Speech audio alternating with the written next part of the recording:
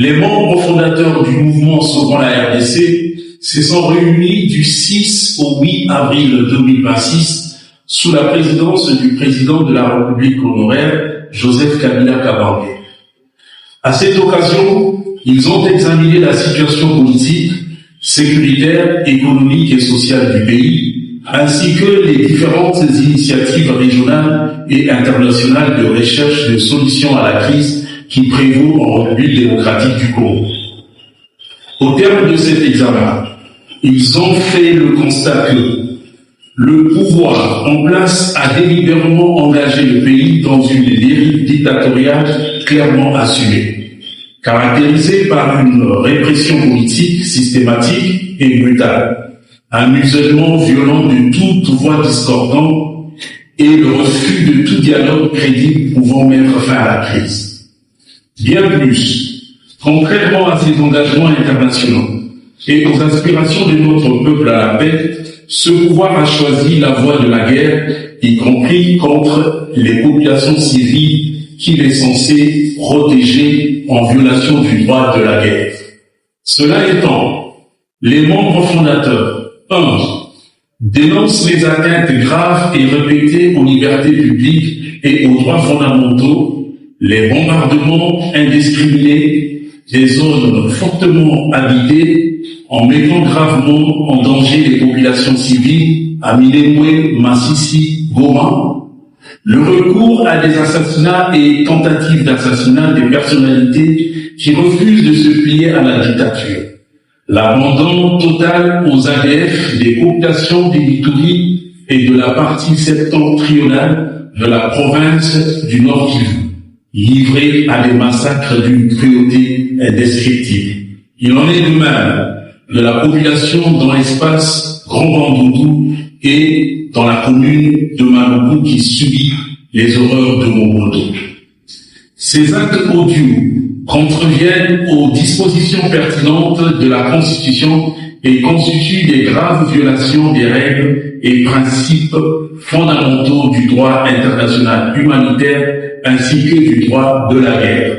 2.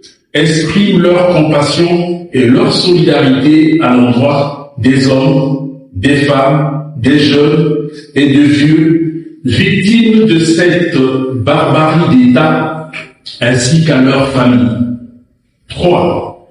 Déplorent la dégradation continue des conditions de vie sur l'ensemble du territoire national, marquée par une précarisation croissante des populations dont 64 millions d'entre elles vivent le seuil de pauvreté, la famine et la sécurité chronique, faisant de la RDC la tête de liste des pays en extrême pauvreté. 4. S'agissant des initiatives de recherche de la paix, tout en saluant les efforts déployés par les uns et par les autres, Washington, Doha, Union africaine, Luanda, Lomé, Nairobi, Cinco et CC, il note qu'à cause de la mauvaise foi du pouvoir en place, les perspectives d'une paix durable s'éloignent de plus en plus. Ce résultat décevant est dû à ce que ces initiatives ont jusque-là sciemment humilié ou gravement minisé les causes profondes de la crise, à savoir le non-respect du pacte républicain de Saint-Titi, de la Constitution et des lois de la République, l'illégitimité des institutions, les choix désastreux du régime en place, une gouvernance prédatrice et la consolidation d'un système dictatorial, l'instrumentalisation de la justice à des fins politiques, ainsi que l'exploitation du tribalisme et de la stigmatisation comme stratégie de division pour se maintenir au pouvoir. 5. Note avec préoccupation l'opacité qui, comme dans le cas du dit minier, entoure les autres accords qui ont été conclus entre le régime de Kinshasa et le gouvernement des États-Unis d'Amérique. Singulièrement, l'accord sanitaire qui viole l'éthique médicale et le droit à la protection des données personnelles et l'accord pour l'accueil des migrants refoulés de ce dernier pays. À ce régime de Kinshasa qui est prêt à tout vendre, à brader les intérêts nationaux pour se ménager les faveurs de tous ceux qui peuvent garantir ou sécuriser sa survie. Les membres fondateurs rappellent que la RDC et ses ressources ne sont pas son bien privé, dont il peut disposer à sa guise, mais un patrimoine commun appartenant à tous les Congolais. Bien plus, la RDC est encore moins un dépotoir humain où les autres viendraient décharger tous ceux qu'ils n'ont pas envie de garder chez eux. 6. S'oppose à toute tentative de changement et de la révision de la Constitution et s'engage à y faire échec. De ce qui précède, nous pouvons se dérober aux devoirs que leur prescrit, comme à tout citoyen congolais responsable, la Constitution en son article 64, alinéa 1, les membres fondateurs du mouvement Sauvons la RDC réaffirment leur détermination à poursuivre la lutte jusqu'à ce que soit mis fin à cette dictature abjecte. Fait le 8 avril 2026.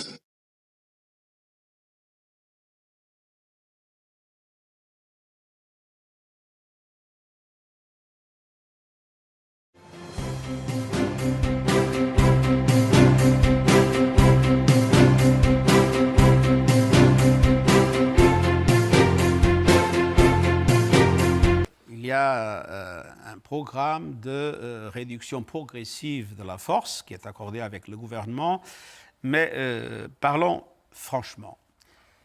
Les populations ont le désir et la perspective que les forces onusiennes soient capables de battre les mouvements qui les attaquent et de leur garantir la protection.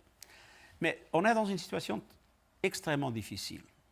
Vous voyez, l'M23. L'M23 a été, comme vous savez, la raison de ces dernières manifestations. Le fait que les Nations Unies ne sont pas capables de battre l'M23.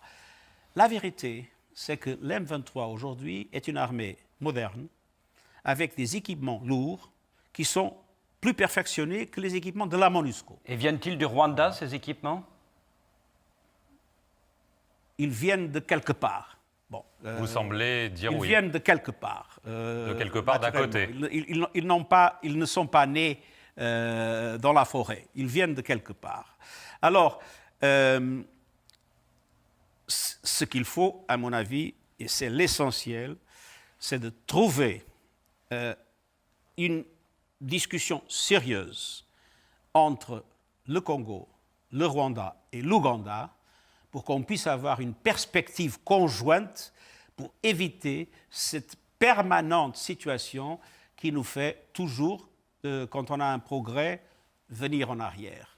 Il faut que ces pays se comprennent mutuellement et il faut que ces pays coopèrent effectivement pour la sécurité de l'Est du Congo et aussi pour les garanties de sécurité, il ne faut pas l'oublier, du Rwanda et de l'Ouganda. Il ne faut pas oublier que l'ADF est un mouvement originaire de l'Ouganda. Il ne faut pas oublier qu'il y a encore dans le Congo le FDLR, je ne sais pas comment on dit ça en français, qui est un mouvement sorti des génocidaires des Hutus. Alors, il y a des préoccupations de tous les pays. Il faut qu'ils s'entendent parce que penser qu'une force de maintien de la paix peut résoudre des problèmes. Quand il y a maintenant des forces militaires extrêmement bien armées, c'est impossible. Et les populations, naturellement, ne le comprennent pas.